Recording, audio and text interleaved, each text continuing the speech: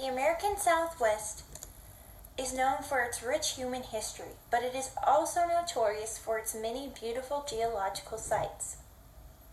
So let's go back some 345 million years ago to the early stages of formation of the Grand Canyon Caverns, one of the American Southwest's geological jewels, and let's discover how it became a visitor attraction on the historic Route 66 and why it is so significant.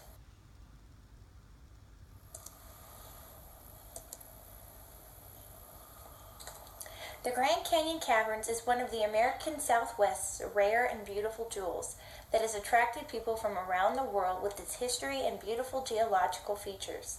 In this video, I will briefly discuss the Grand Canyon's formation, history, and other interesting stories and facts.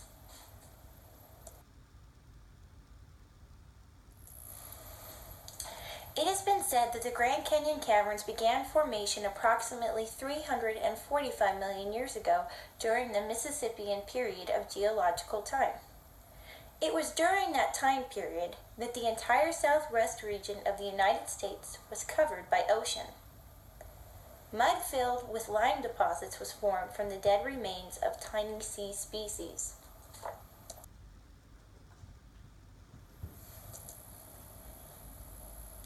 Over time, the base of the rock of the caverns formed as the mud turned into limestone bedrock. Then, as the ocean floor began to rise as a result of earthquakes and volcanic eruptions, the Earth's crust split and a large amount of rainwater trickled into the limestone. The acid solution that accompanied the heavy rainfall dissolved the softest parts of the limestone and thus formed cavities and passageways that filled with water. Eventually, the water evaporated and the cavities dried up due to a drop in rainfall and a change in weather conditions. The calcium carbonate, which was deposited by the evaporating water, created the formations of the caverns we see today.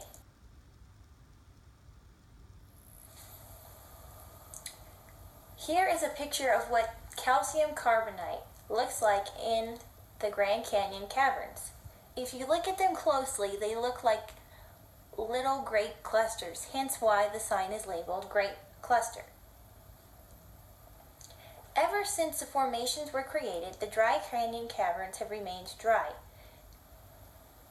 Only 3% of caverns around the world are dry.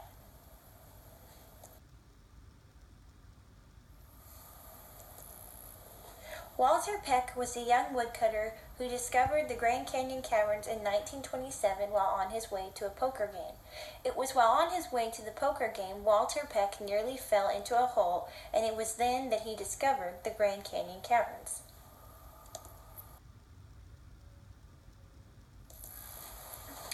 The next day, he took a few men with him to explore the caverns. While exploring the caverns, they thought they discovered a vein of gold.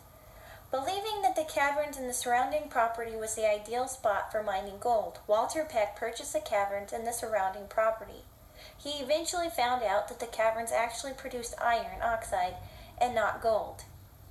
Nevertheless, being the enterprising man that he was, he opened the caverns to the public and charged visitors 25 cents apiece to explore the caverns.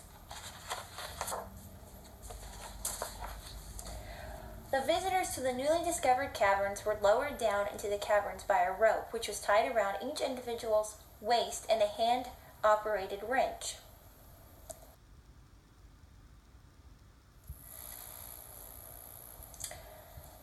In the year of 1935, the Civilian Conservation Corps and the Works Progress Administration built a new stair and ladder entrance into the caverns. After the new entrance was completed, Walter charged visitors to the Grand Canyon Caverns 50 cents apiece.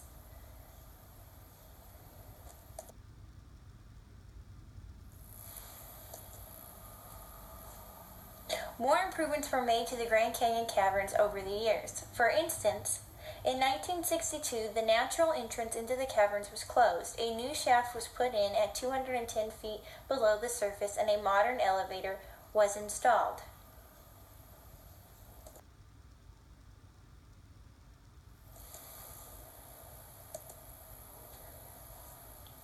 There are a few more interesting and unique stories and facts about the Grand Canyon Caverns, such as the legend of the two cavemen, which was a story fabricated by a newspaper back in 1927 when Walter Peck and a few other men had reported that they had discovered two skeletons and the remains of a horse saddle in the caverns.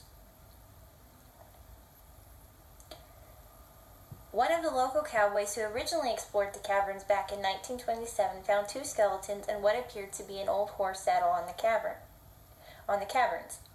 After that, the newspapers claimed that the two skeletons were the remains of two cavemen.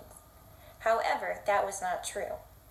The two skeletons were two brothers from the Halupai Indian tribe who died of the flu epidemic while gathering firewood at the caverns hilltop during the winter of either 1917 or 1918. In an effort to avoid spreading the flu to the whole tribe, the Halupai buried the two brothers in the hole on the cavern's hilltop. Here is a picture of what Walter Peck and the other explorers might have seen in the caverns when the Grand Canyon Caverns were first discovered. Due to the hole being used as a place of burial for two of the men from their tribe, the Halupai considered the Grand Canyon Caverns area sacred and requested the natural entrance to the caverns be sealed. The remains of Gertie, an extinct giant ground sloth, was also found in the caverns, near the natural entrance of the caverns. She fell down inside the caverns and attempted to climb out, but was unsuccessful. She was 15 feet and 4 inches tall and weighed around 2,000 pounds.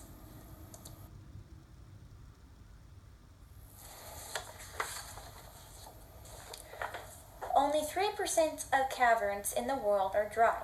The rest of the 97% of caverns still have some water and are thus referred to as wet caverns. Here is a picture of what a wet cavern looks like inside.